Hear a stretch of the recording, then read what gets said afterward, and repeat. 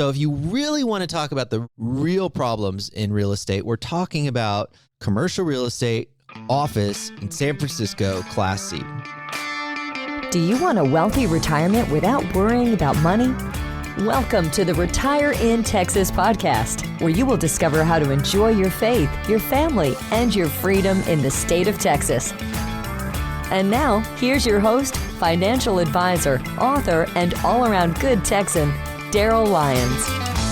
Hey, this is Daryl Lyons, CEO and co-founder of Pax Financial Group. Thanks for tuning in today. You're listening to Retire in Texas. As always, the disclosure is this information is general in nature. It's not intended to provide specific tax, investment, or legal advice. Visit paxfinancialgroup.com for more information. You can also visit that same website and get a copy of an ebook that we did called Biblical Responsible Investing, really popular ebook. So check that out. And if you need to speak to an advisor for 15 minutes that has a heart of a teacher, just want to see if it's a good fit, then text the word Texas to the number 74868.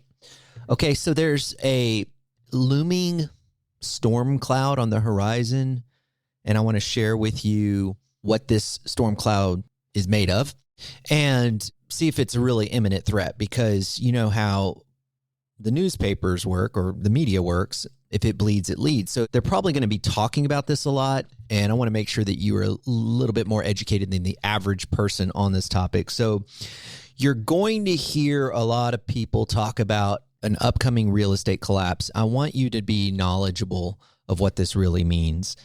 So let's unpack that. So first of all, there's two major categories of real estate. There's the residential real estate market and the commercial real estate market.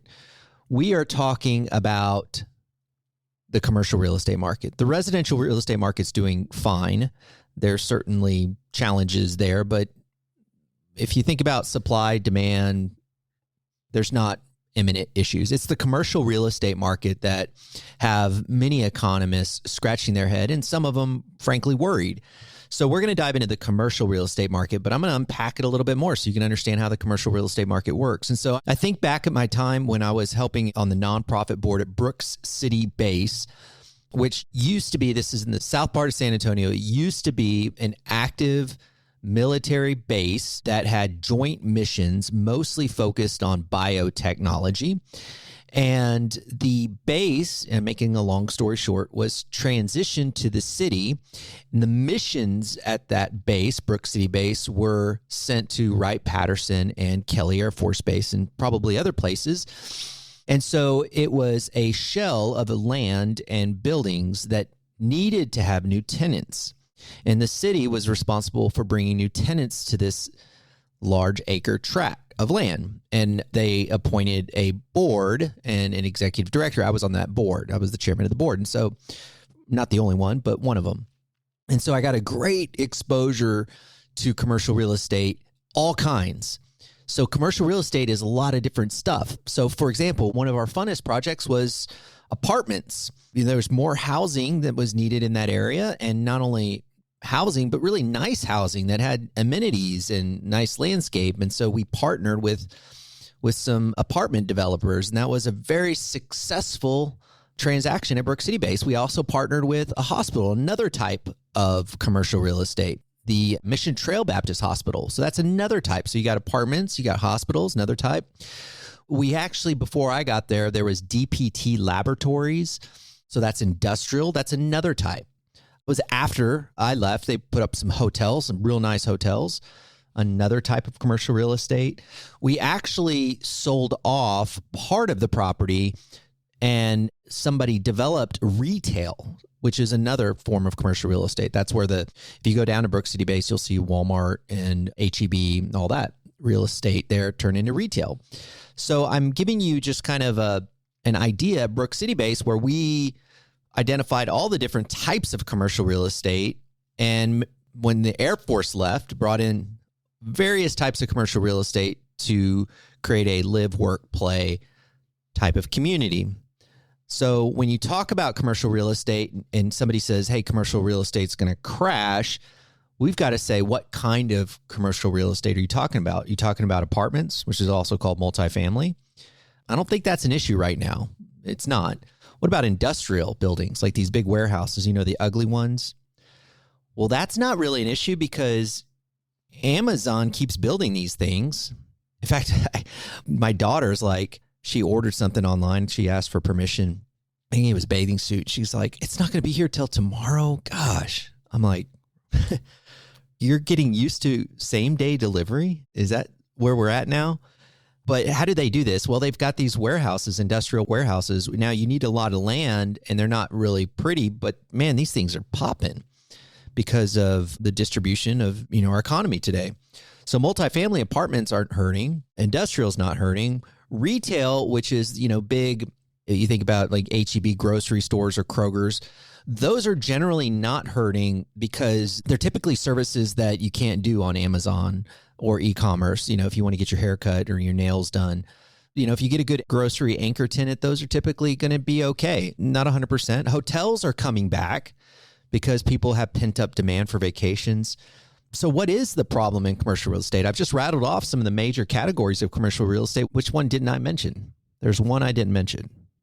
Did you guess it yet? If you haven't guessed it, I'll tell you. It's office. Yeah, office is the one category in commercial real estate that's a problem. But it goes deeper. So now we're going to go another level deeper. We ask ourselves the question, is office a problem? So this is the one a lot of the economists, there's been a ton of, you can open the Wall Street Journal almost every day, they talk about commercial real estate. But office has been the one that has everyone's attention. What is up with office? And the reason that they're concerned about office is there's a couple of them, which I'll get into, but one of which is the return to work environment. A lot of people love working from home and they're not going back to the office. And then offices are saying, we don't need this much space. I was talking to a CEO just the other day and he's like, we've got a lot of empty space now. A lot of people working from home and you can't have that blank space in that rent check forever. And so these offices, if you own an office building, you're kind of nervous. But again, going one layer below that, we ask ourselves, well, is it all office space across the country or is it just regional? Are there certain areas of the country that are worse than others? Well, first of all, office in general, generally speaking, this work from home is creating some tension in the office commercial real estate category. But it's really, really bad if you live in the major metropolitan areas on the West and East Coast. As you can imagine, Seattle, San Francisco, New York, you don't want to be in the office building business. It's really, really tough to cash flow that office space. And so when we look at office, we say, okay, some people say, well, real estate's really bad. It's going to crash. Well, what kind of real estate? No, it's commercial real estate. That's going to crash. Well, what kind of commercial real estate? Well, it's office. That's going to crash. Well, where? In San Francisco. Okay, well, then this isn't really systemic, is it? But then there's another category. You can go one step deeper, and this is looking at the quality, which office space has different quality components. Like Class A office space has, some amenities, sometimes gyms, and then beautiful lighting, and then sometimes they have plants or whatever else, but really nice. Class A, Class B is in the middle, and Class C is, just not as nice. I think a Class C, not office, but Class C, a building in general, I think of like Rolling Oaks Mall, which is in the northeast side of San Antonio. And you just have something you just can tell. It's just starting to, carpets are starting to wear and paint's chipping and it's just starting to fall apart. That's Class C. Well, if you have a business and you are in San Francisco and you're in Class C, yeah, people don't want to go to the office and work. They'd rather work from home than go to a dungeon of an office. So if you really want to talk about the real problems in real estate, we're talking about commercial real estate, office in San Francisco, Class C. Now, that's the worst of the worst. There are elements throughout the country that are problematic in the office space. You may see some in Franklin, Tennessee or Bernie of offices that are struggling because some businesses decided to completely abandon the go to work kind of thing.